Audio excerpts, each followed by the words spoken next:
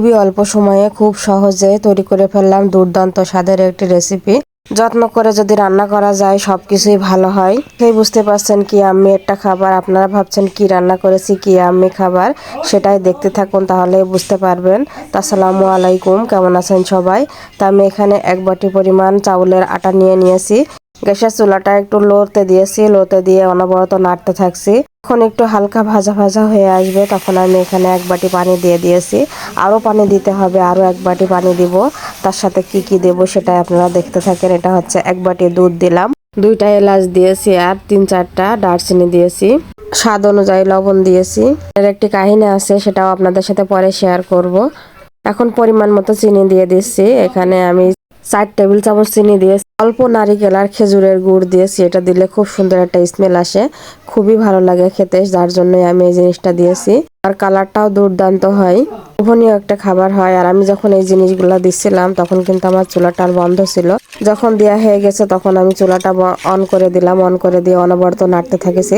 নাড়লে কিন্তু এটা লেগে যাবে, ভালো লাগবে না আর খেতে, দলা পেকে যাবে। সেই জন্য আমি অনবরত নাড়তে থাকছি।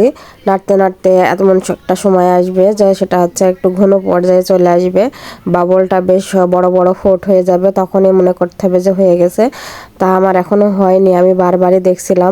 সুন্দর একটা গুড়ের স্মেল আসছিল, খুব ভালো লাগছিল। যাদের যাদের এই মিষ্টি পছন্দ তাদের তো এই খাবারটা খুবই ভালো লাগবে। সাথে আছে দুধ, গরুর খাঁটি দুধ।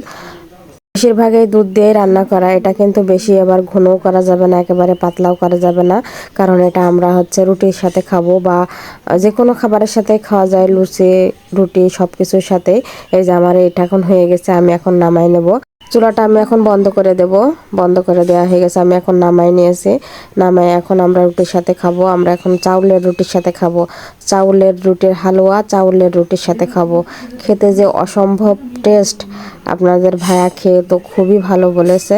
এত সুন্দর খাবার, এটা লুচি রুটি পরোটা যাই বলেন না কেন সবগুলোর সাথেই যায়, খুবই ভালো লাগে খেতে।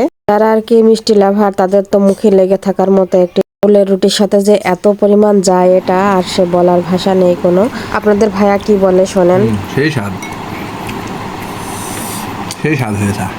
হোক, আপনাদের ভাইয়া খাচ্ছিল আর বলছিল সেই স্বাদ সেই স্বাদ, আসলেও খুবই স্বাদ হয়েছে। তা ভিডিওটা যদি ভালো লেগে থাকে অবশ্যই কমেন্টে জানাবেন আর বেশি বেশি করে শেয়ার করবেন, যাতে পরবর্তীতে আবারও দেখতে পারেন।